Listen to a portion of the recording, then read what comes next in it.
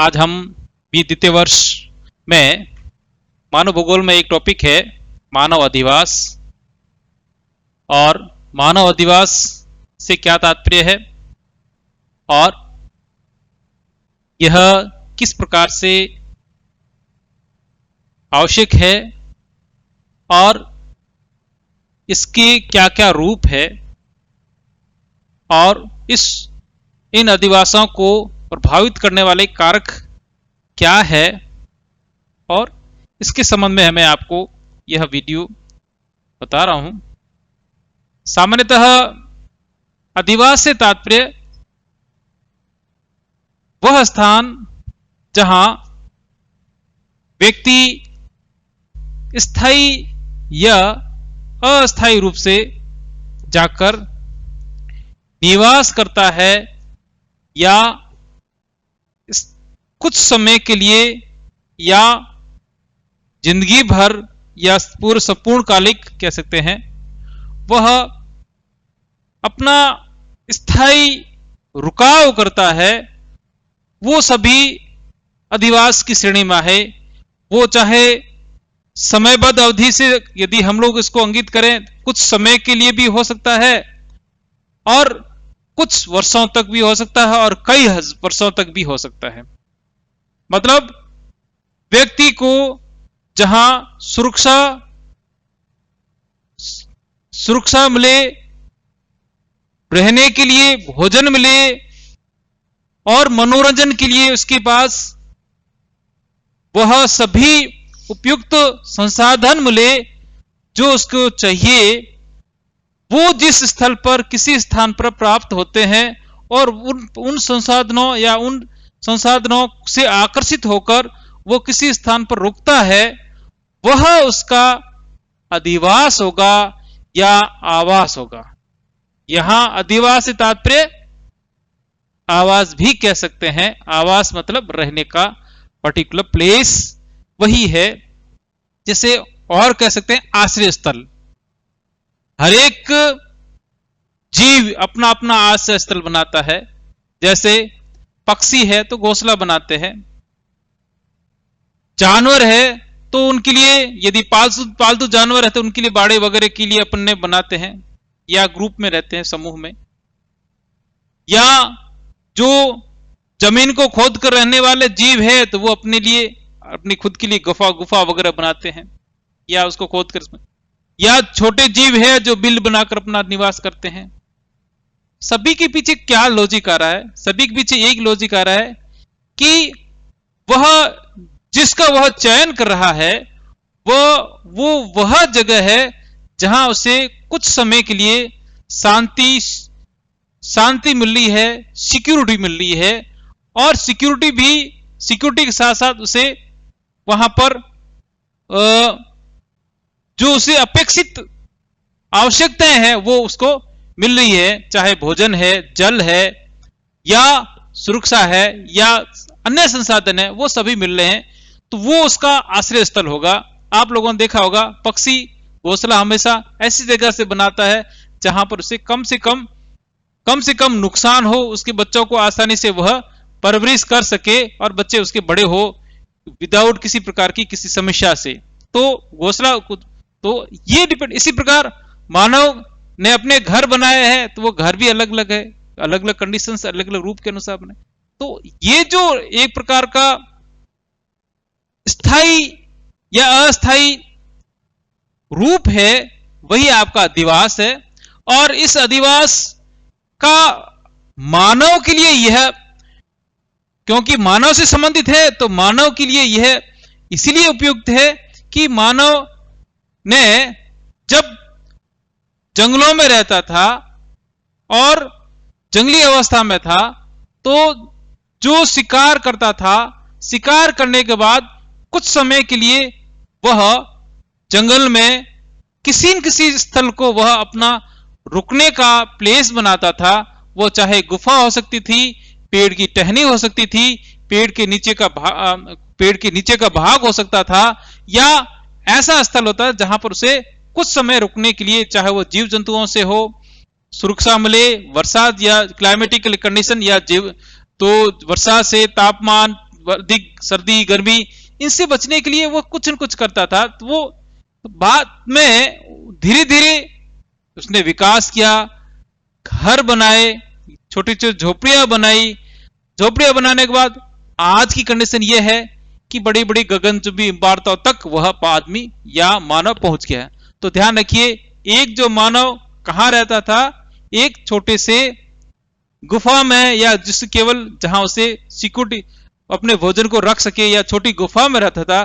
तो गुफा में रहने वाला मानव, जो आदि मानव, आज का आधुनिक मानव ठेठ वहां पर पहुंचा है जहां पर वह हाई क्वालिटीज के मकान, जहां पर उसे हर प्रकार की आधुनिक सुविधाएं वहां उपलब्ध हो रही है। उसके लिए हर एक आधुनिक सुविधाएं अत्यधिक, चाहे वह सुरक्षा की दृष्टि से हो, उसके रहने की दृष्टि से हो, आनंद की दृष्टि से हो, मनोरंजन की दृष्टि से हो, या अन्य पर्पज से भी हो, वह उसके लिए वर्तमान मकान या मकान जो वर्तमान स्वरूप है वो पहले के स्वरूप में बहुत दिन का अंतर है।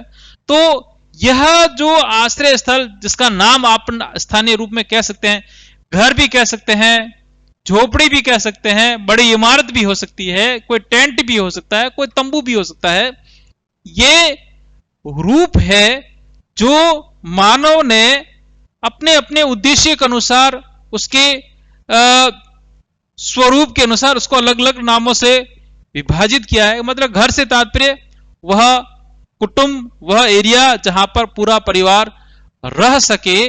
तंबू या झोपड़ी से तात्पर्य पर्टिकुलर घर का छोटा सा एक हिस्सा, एक टुकड़ा, वो हो सकता है।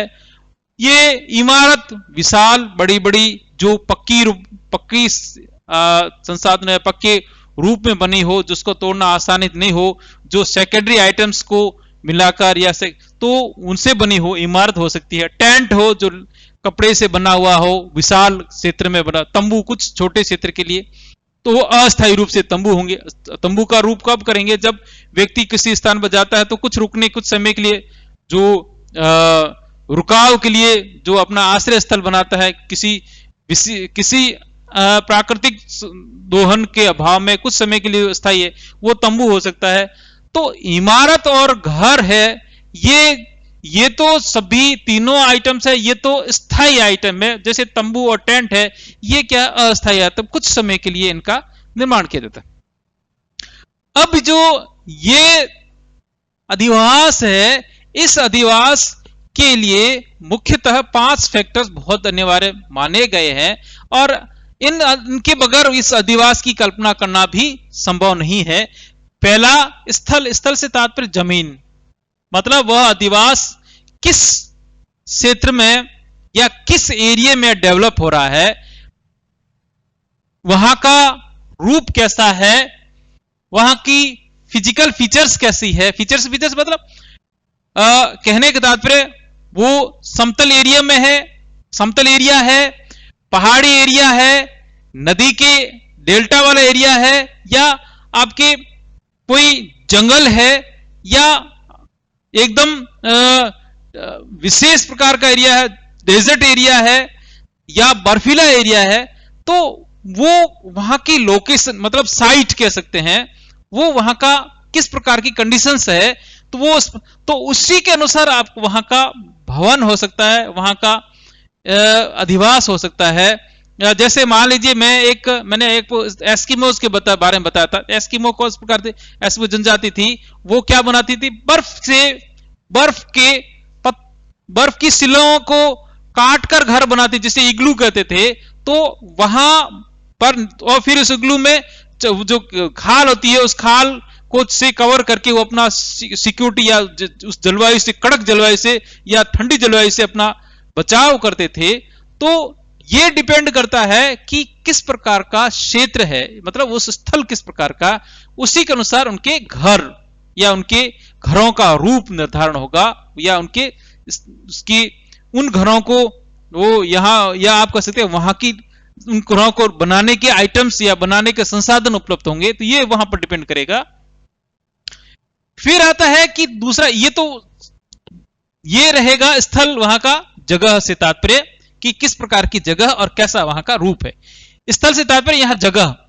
दूसरा, वहां पर रहने वाला मानव, पर रह मानव से तात्पर्य उन जो आपने जगह चूज करी है वहां उस पर रहेगा कौन? मानव और उसका परिवार, वह उसका कुटुंब, और कुटुंब के साथ वह अपने दूसरे लोगों को भी साथ में रखेगा। तो रहने वाला व्यक्ति, उसके क्या कार्यकलाप है, वो किस प्रकार की सोच, किस प्रकार से लिविंग स्टैंडर्ड में रहता है, वो जो मानव की पर डिपेंड करता है। मानव प्राथमिक क्रियाओं पर आधारित है या मानव द्वितीय क्रियाओं पर आधारित है, या मानव की जो या मानव तृतीय क्रियाओं पर। जिस प्रकार का मानव की आर्थिक क्रियाएं होगी उसी के अनुसार उसका जो अधिवास भी होगा, उसी के अनुरूप उसका अधिवास होगा।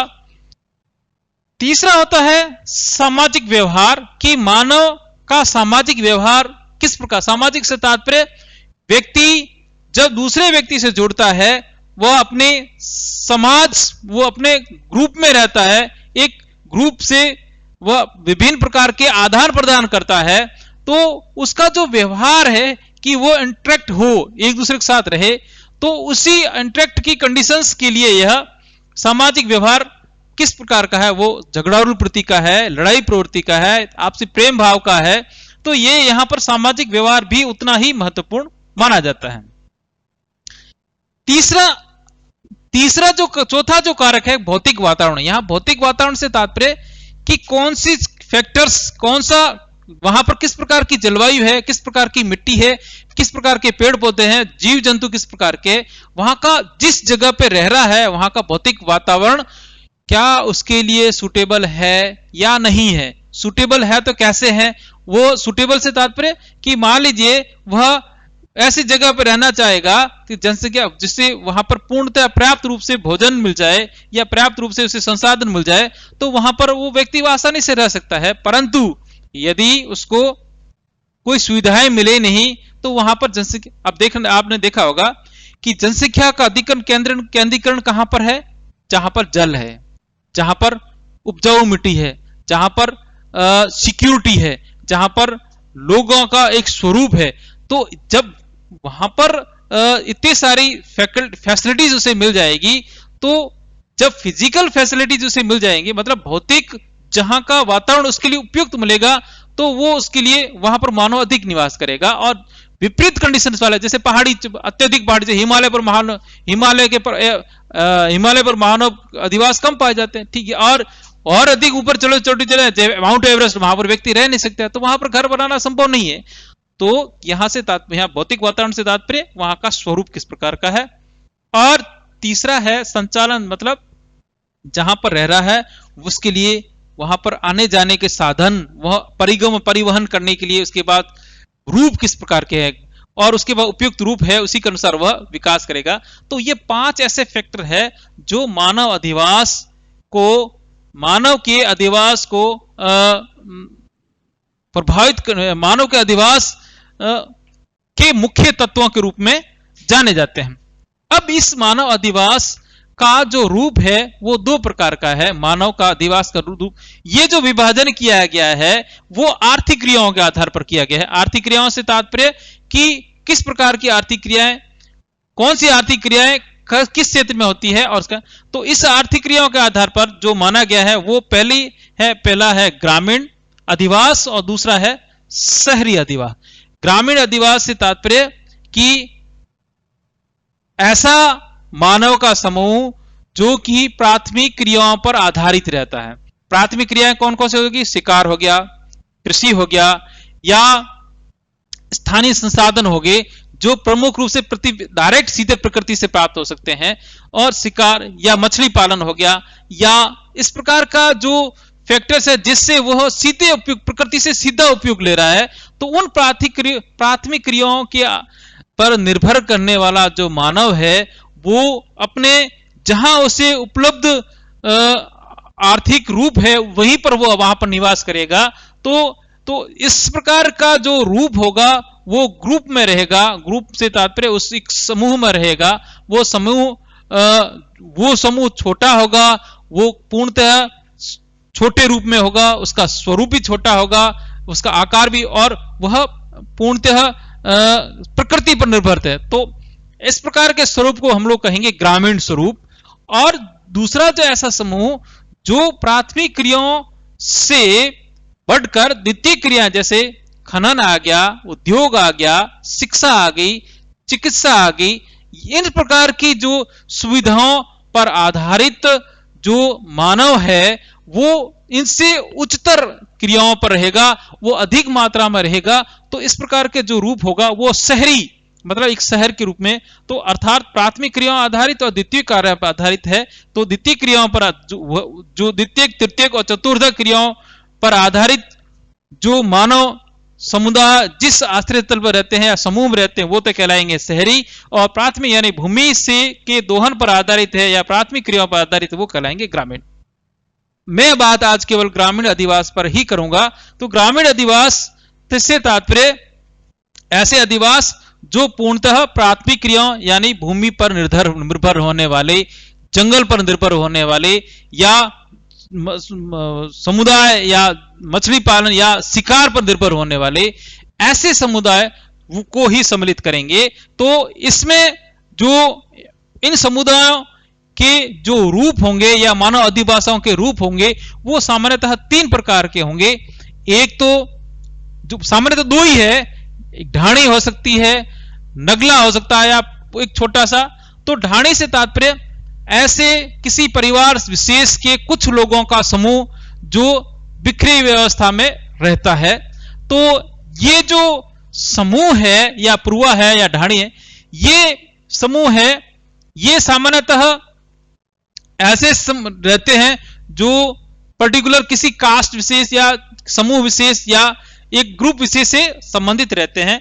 और दूसरा होता है ग्राम, जो ऐसा क्षेत्र जो पूर्णतः कृषि आधारित जीवन और कृषि मतलब कृषि आधारित अर्थव्यवस्था और इन कृषकों पर आधारित दूसरे लोगों का समूह रहता है, जिसमें कृषक और कृषकों जैसे अन्य जो रूप है, जो कृषि के औजार बनाने वाले हैं, बैलों या कृषि से संबंधित जो भी जैसे बढ़ई है, लोहार है या सुनार, इस प्रकार के लोग हैं जो ग्रामीण क्षेत्र में जिसका प्रत्यक्ष रूप से कृषकों से निबद्ध रहता है वो कहलाएगा। इस प्रकार की जो फैक्टर्स कहलाएंगे ये कहलाएंगे आपके। दूसरा इनका सभी का जो मुख्य है वो इसमें लोग रहेंगे कृषक और कृषि पर आधारित रहने वाले। अब इस ग्रामीण जो अधिवास है, इस अधिवास को प्रभावित करने वाले कारकों में जो मुख्यतः कारक है, फर्स्ट जल। भाई ग्रामीण अधिवास कहां पर स्थापित होगा, किन क्षेत्रों के लिए उपलब्ध होगा या किन क्षेत्रों पर, तो सबसे उपयुक्त जो माना जाता है जल, मतलब जल के बगैर कुछ नहीं है, जल ही जीवन है और जल को आधार मानते हुए इस प्रकार के। तो सबसे पहले जो जल क्योंकि कृषि के लिए उपयुक्त है और कृषि बगैर जल के लिए उपयुक्त, तो कृषि के लिए भी जल उपयुक्त, शिकार के लिए भी जल उपयुक्त है, और अन्य जो जल आधारित जो मछली पालन है इस प्रकार, तो उसके लिए भी जल की उपलब्धता होना बहुत जरूरी। तो जल एक महत्वपूर्ण फैक्टर है जो मानव को रहने के लिए या उस गांव को डेवलप करने के लिए सबसे महत्वपूर्ण। तो अधिकतर आप लोगों ने देखे होंगे कोई भी गांव है वो किसी न किसी जल, चाहे वो तालाब है, कोई कुआं है, या कोई आपके नदी है, कोई नहर है, या कोई इस प्रकार की जो गांव है, वो सभी। आपको मैं एग्जांपल देना चाहूंगा कि आधुनिक जैसे नहरों के किनारे पर 14 बीटी 15 बीटी इस प्रकार के शब्द आपके सामने आ रहे हैं। तो ये इस प्रकार के गांव कब डेवलप हुए, जब नहर का आगमन हुआ, तब इंदिरा गांधी नहर का आगमन हुआ, तब इस प्रकार के जो भी उसका फैक्टर था उसी को जो भी उसका नाम था, जिस नहर के वितरिका का नाम था, उसी वितरिका के नाम से कुछ समुदाय लोग रहने, वो उस गांव का नाम हो गया। फिर आपने देखा होगा किसी तालाब को आधार मान के नाम से भी कई गांव बने, जैसे सर, जिसके पीछे सर लगा हुआ, तो सर से तात्पर्य तालाब, या तालाब को केंद्रीय होकर लोगों ने अपना गांव बनाया तो वो सर बन गए। तो किसी ढाणी होगी, ढाणी तो मतलब कुछ लोगों का, कुछ पर्टिकुलर व्यक्ति की ढाणी, तो उस व्यक्ति के मतलब लोग। तो ये जो आपकी है ये डिपेंड करेगा जल की उपलब्ध, मतलब जहां जल उपलब्ध है उसी जल के अनुसार। दूसरा फैक्टर आता है उच्चावच। उच्चावच से तात्पर्य कि जैसे पहाड़ी गांव है और मैदानी गांव है और तलहटी के गांव है, तो तीनों गांव अलग अलग है। और इसी प्रकार डेजर्ट के गांव, तो पहाड़ी गांव किस प्रकार से पहाड़ को काट काट के जहां पर ढलान है, कुछ एरिया है, उस एरिया के अनुसार बने। तलहटी गांव में जो पर्टिकुलर क्षेत्र में एक डेवलप्ड एरिया में जो तलहटी के अंदर नदी के किनारे बने हुए। फिर जो मैदानी है, अब ध्यान रखिए पहाड़ी गांव, तलहटी गांव, इन सभी गांवों का डिजाइन अलग है, उसके अंदर जो मकान बनाने के तरीके हैं वो डिजाइन अलग है, उनका स्वरूप अलग है। तो डिपेंड करेगा कि वहां का ऊंचाव, मतलब ऊंचाव से तात्पर्य ऊंच किस प्रकार का धरातल वहां पर है। फिर आती है जलवायु। जलवायु से तात्पर्य सर्दी गर्मी का मौसम, सर्दी गर्मी में किस प्रकार का टेम्परेचर रहता है, वर्षा कैसी होती है, वह वर्षा के अनुसार, जैसे अधिक वर्षा वाले घरों, आप लोग देखा होगा कि पूर्वी भारत की जितने भी मकान है उन मकानों की छतें वो इस प्रकार से सीधी होती है ताकि पानी इस प्रकार से चला जाए। और ठीक इसी प्रकार से यदि मैदानी भागों में जो पश्चिमी बाहर इसमें, तो वहां कुछ छतें इस पर पड़ी हुई छतें होती हैं, तो पानी ज्यादा गिरता है तो पानी ज्यादा से ज्यादा नीचे चला जाए, इस वजह से इस प्रकार की उनके ऊपर छत की जो आकृति वी शेप की होती है, जबकि मैदानी वालों की ये इस प्रकार की। ठीक इसी प्रकार से छत का टेम्परेचर भी मेंटेन करती है, हवा का आर पार भी करती है। आप लोगों ने देखा होगा कि डेजर्ट के जितने भी घर होते हैं उनके घरों में कम रेत आए तो वो हवा को कम से कम, तो वो छोटे छोटे उसकी अलमारियां होती है ताकि उसे कम हवा और रेत से भरे न हो, ताकि अंदर की सर्दी, अंदर की ठंडक अंदर रहे, गर्मी इस प्रकार। तो ये सभी फैक्टर ऐसे हैं जो इसको जलवायु को। फिर आती सिक्योरिटी। सिक्योरिटी से तात्पर्य सुरक्षा। सुरक्षा जंगली पशुओं से भी हो सकती है, सुरक्षा बाहरी आक्रमणों से हो सकती है, सुरक्षा किसी अन्य ग्रुप से हो सकती है, सुरक्षा वो, तो सुरक्षा से तात्पर्य व्यक्ति का दूसरे व्यक्ति से अहित होने की संभावना से बचने के लिए वह घरों को बनाता है। और घर जैसे पहाड़ी क्षेत्रों में आपने देखा होगा जितने भी पहाड़ी, जितने भी शहर है या गांव है वो तलहटी के किनारे या उस के बीच में जहां पर आक्रमणकारों के विरुद्ध में बने ताकि लोगों को दिख ना सके। तो ये एक प्रकार का है। फिर है भूमि का उपजाऊपन। ध्यान रखिए खेत, छोटे छोटे गांव या ढाणी उन्हीं जगह पर बने हुए जहां पर, वहां पर उनको, जहां उनके खेत उपजाऊ, उनके खेत डेवलप है या उनके खेती वाली जमीन है, तो उसी क्षेत्र में वहां पर गांव का विकास हुआ। फिर है सहकारिता। आपने कृषि, जो कृषकों ने जो कृषि पैदावार की है और उस पैदावार को बेचने के लिए जो छोटे छोटे समूह, जैसे महाजनों का खेत है, महाजनों का घर है, इस प्रकार के, तो उसी घर को केंद्रित मान के भी चले। फिर है सामाजिक और आर्थिक क्रियाएं।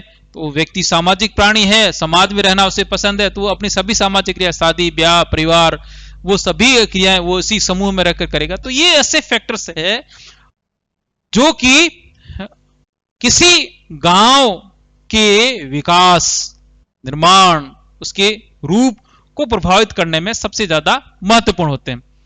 अब इसमें से जो, अब इनके रूप कैसे हैं, तो रूप सामान्यतः जो रूप निर्भर करेंगे कि कौन सा गांव किस प्रकार के प्रतिरूप में, प्रतिरूप से मतलब उसका कैसा आकार है।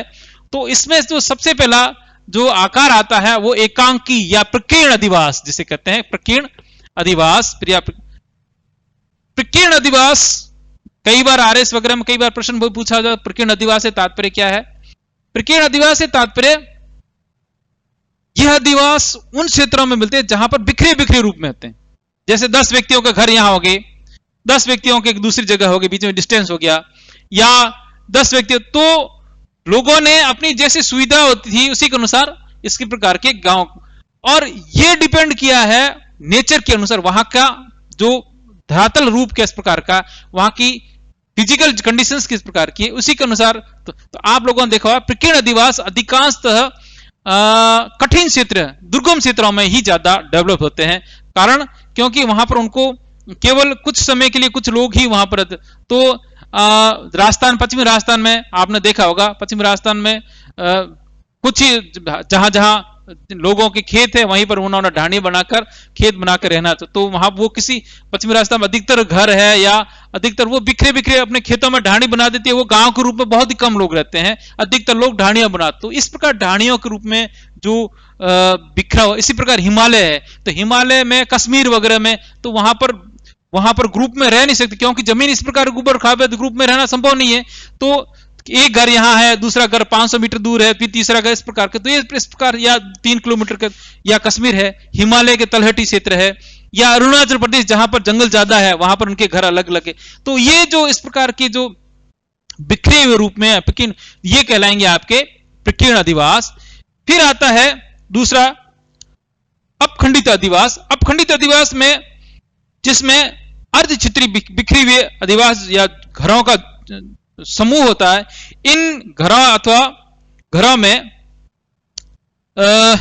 न तो स्पष्ट गलियां होती है, न ही कोई स्पष्ट मार्ग होते हैं, परंतु और बिना किसी पूर्व योजना के इसको बनाया जाता है। इस प्रकार के अधिवास में मकानों के मध्य कुछ खाली स्थान रहता है, और कभी कभी एक या मकान या दो मकानों के बीच में छोटे छोटे पूर्वे भी स्थित होते हैं, और प्रत्येक पूर्वा किसी जाति, समुदाय या परिवार का होता है। और इसका जो रूप हो सकता है, एक किसी श्रृंखला में हो सकता है, या एक कड़ी में इसका निर्माण होता है। इस प्रकार के जो आपके अधिवास है वो पश्चिमी बंगाल के पूर्वी भाग, दक्षिणी पूर्वी डेल्टा, उत्तर प्रदेश के घाघरा दोआब क्षेत्र और ट्रांस घाघरा क्षेत्र, या विंध्य मैदान, या सरयू, या इस प्रकार के क्षेत्र में यह इस प्रकार के ग्रामीण रूप मिलते हैं। मतलब किसी नहर, किसी सड़क के किनारे या किसी नदी के किनारे इस प्रकार से कंटिन्यू रूप से एक घर छोड़ा, फिर दूसरा घर छोड़ा, इस प्रकार से तीसरा। तो ये जो अधिवास कहलाएंगे वो है जिसे कहते हैं अपखंडित, मतलब जिसे कहते हैं अपखंडित अधिवास, अपखंडित ग्रामीण अधिवास। तीसरा आता है वो है सघन या सामूहिक अधिवास, जिसमें व्यक्ति किसी ग्रुप में रहता है, मतलब एक समूह में रहता है, और समूह में वो अपने सभी प्रकार की क्रियाओं को करता है। इस प्रकार के अधिवासों में एक इकाई भूमि पर कई परिवारों का आवास साथ साथ मिलते हैं, और रहने वाले लोग हैं वो परस्पर आपसी सांस्कृतिक व्यावसायिक संबंध से आपस में जुड़े रहते हैं। और इनके जो वर्ग है, ये इनका जो जीवन यापन है वो संगठित रूप में इनका जीवन यापन होता है, और मकानों के पीछे दूरी बिल्कुल नहीं होती है। ये इनके घर आपस में जुड़े हुए रहते हैं, और प्राकृतिक संसाधनों के अनुसार इनका निर्माण होता है। जबकि इसमें यहां पर कुछ लोग गरीब भी होते हैं, कुछ पैसे वाले भी होते हैं, और ये उन क्षेत्रों में मिलते हैं जहां पर भूमि उपजाऊ है, फर्टाइल लैंड है वहां पर। तो एक समूह के रूप में वो, चाहे आपका इसके पीछे मंदिर हो सकता है, किसी तालाब का केंद्रीकरण हो सकता है, किसी महाजन का घर हो सकता है, किसी ठाकुर अथवा किसी जो मुखिया का व्यक्ति होता है उसका घर सबसे बीच में होता है। बाद में धीरे धीरे सभी के चारों ओर, और इनके घरों के बीच में एक सिस्टमेटिक, बाकी घर से घर इनका जुड़ा रहता है, मतलब सघन होते हैं। और हो सकता है 1000 व्यक्तियों का घर भी हो सकता है, 1000 व्यक्तियों के 200 1500, तो इस प्रकार का जो होते हैं ये सघन होते हैं, इस प्रकार के है। तीसरा जो अंतिम है संयुक्त। मतलब संयुक्त में क्या होता है, इसमें एक गांव तो मुख्य गांव होता है, उसके गांव एक छोटा गांव होता है, वो कुछ ही दूरी पर होता है, या उसमें उसकी जनसंख्या छोटी होती है। और ये जो गांव होता है वो सामान्यतः आपके ये बुंदेलखंड क्षेत्र है, मध्य गंगा मैदान है, और रुहेलखंड का क्षेत्र है, अवध के क्षेत्र है, बिहार के मध्य भागों में इस प्रकार के ग्रामीण क्षेत्रों में इस प्रकार के।